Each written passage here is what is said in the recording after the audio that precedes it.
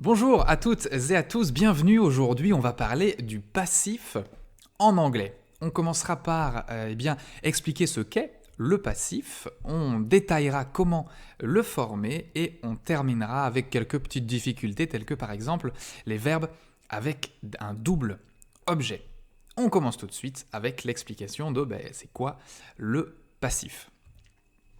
Alors, j'ai choisi une image la plus chou possible, je voulais mettre un lapin mort mais je me suis dit ça passerait un peu moins à l'écran. Et donc vous le voyez, on a ici une femme qui embrasse un chat.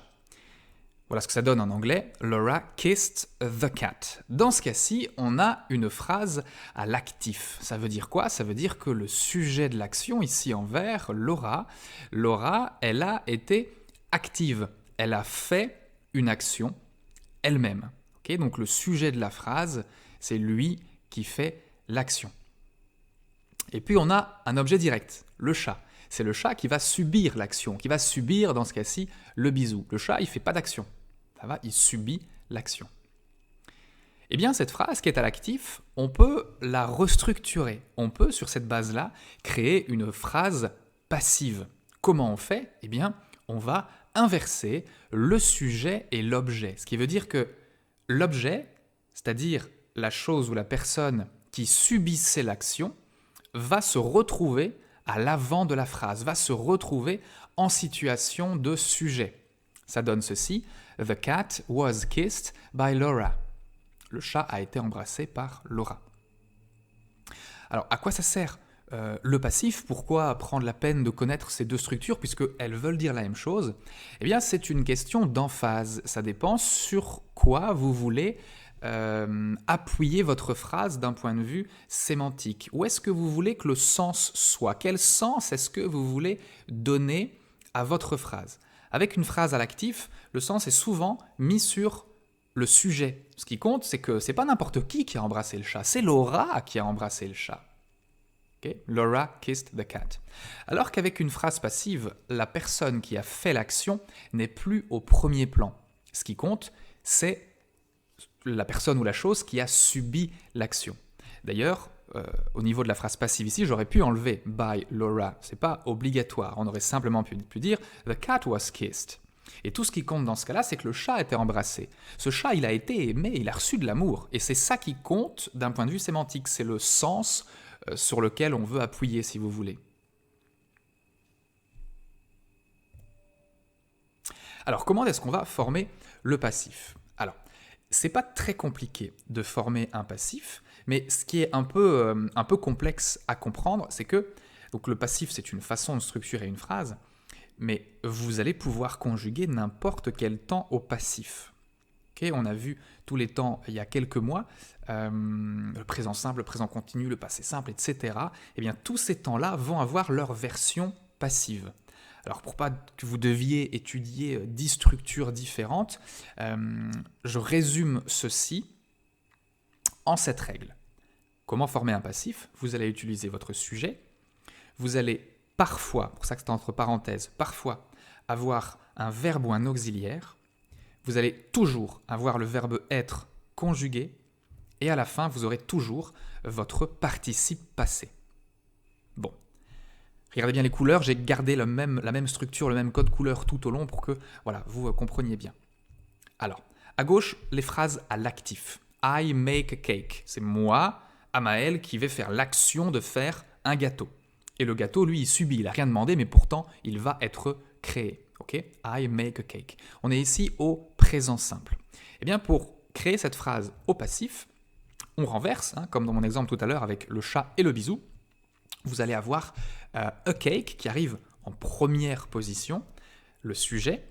Ensuite, vous allez avoir is qui est en bleu, c'est le verbe être obligatoire qui doit être conjugué. Ici, on le conjugue au présent, puisque la phrase de base I make a cake est au présent, donc c'est important de bien respecter la concordance des temps. Si votre phrase de base est à un certain temps, il faut le garder quand vous voulez la transformer au passif. Et puis ensuite, vous avez votre participe passé, made. Okay. C'est un participe passé. Donc pour rappel, participe passé, c'est l'infinitif plus ed, c'est la règle générale. Et puis vous avez plein de TP, plein d'exceptions. Et dans ce cas-là, vous devez aller voir vers la fin du manuel de la grammaire bleue et vous aurez toute une liste dont make fait partie. Un gâteau est fait. A cake is made. Autre phrase au présent continu. I am making a cake.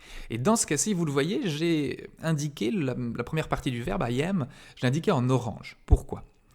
Eh bien, parce que lorsque dans votre phrase à l'actif, vous avez au moins deux formes verbales, au moins deux mots différents qui font partie de la structure verbale.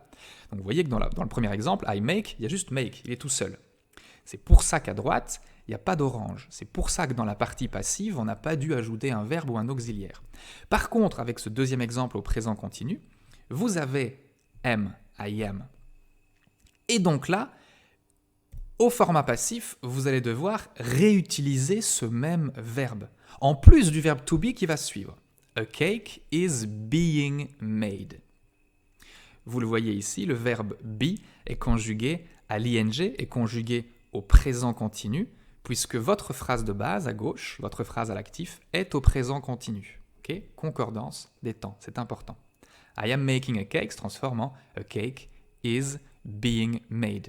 Le is correspond au verbe être qu'on a conjugué ici à la troisième personne du singulier. C'est pour ça que am se transforme en is.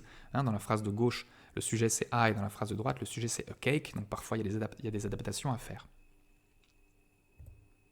I made a cake, cette fois-ci au passé. Vous le voyez, il n'y a qu'une seule forme verbale. Donc à droite, ce sera pareil. Il y aura juste le verbe to be conjugué au passé, suivi par le participe passé. Et c'est tout le temps la même chose, c'est tout le temps la même rengaine. Au continu, dans ce cas-ci, on a deux formes verbales. I was making a cake. Du coup, on va réutiliser le was. Ici, à droite, a cake was. Et puis, puisqu'on est au continu, eh bien, be sera being. A cake was being made. Un gâteau était en train d'être fait. Present perfect simple. I have made a cake. J'ai fait un gâteau. De nouveau, ici, il y a deux formes verbales. Have et made. Du coup, de l'autre côté, a cake has been made. Dans ce cas-ci, le verbe be est conjugué au present perfect, c'est pour ça que c'est un participe passé ici, pour bien respecter de nouveau la concordance des temps et matcher la structure à gauche.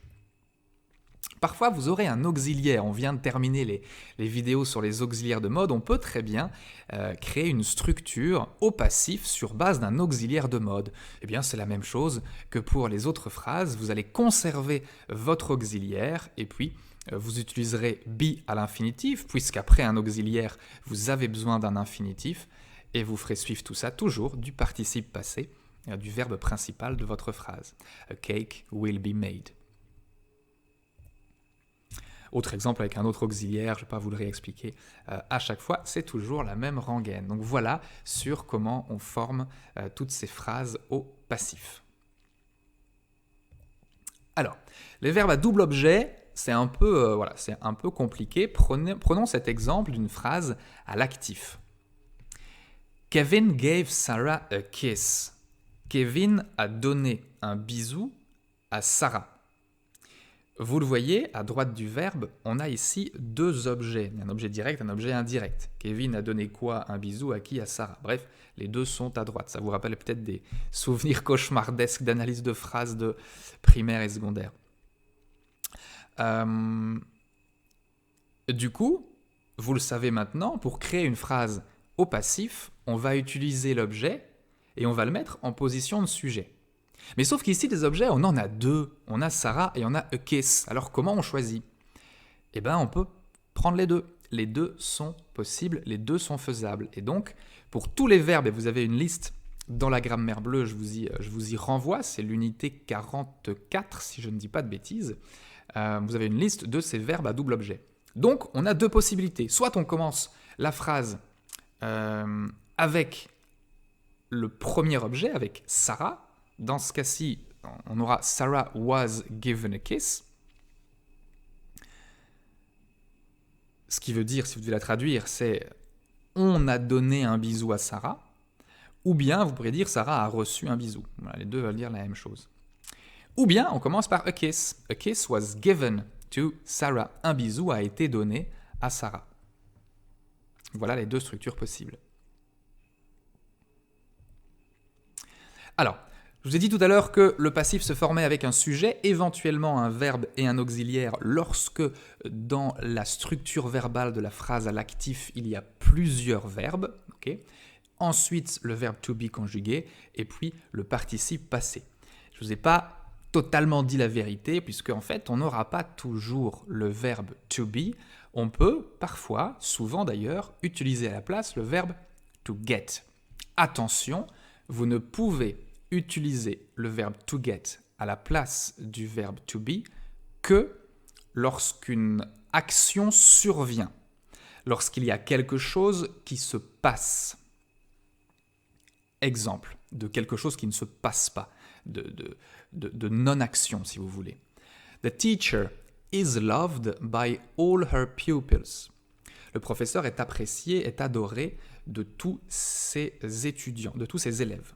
Okay. Dans ce cas-ci, le verbe to love n'est pas un verbe qui décrit une action, n'est pas un verbe qui décrit un événement. Et c'est pour ça que dans ce cas-là, vous ne pouvez pas utiliser to get. Vous devez utiliser le verbe être. Alors qu'avec cet exemple, Kevin got hurt. Il y a mon chat qui gratte à la vitre depuis tout à l'heure, je deviens fou. Donc je vais faire pause et je vais lui ouvrir. À tout de suite, mais du coup, vous ne verrez pas la pause. Bon, c'est reparti.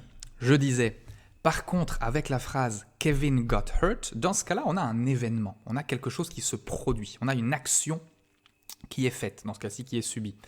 Kevin s'est blessé.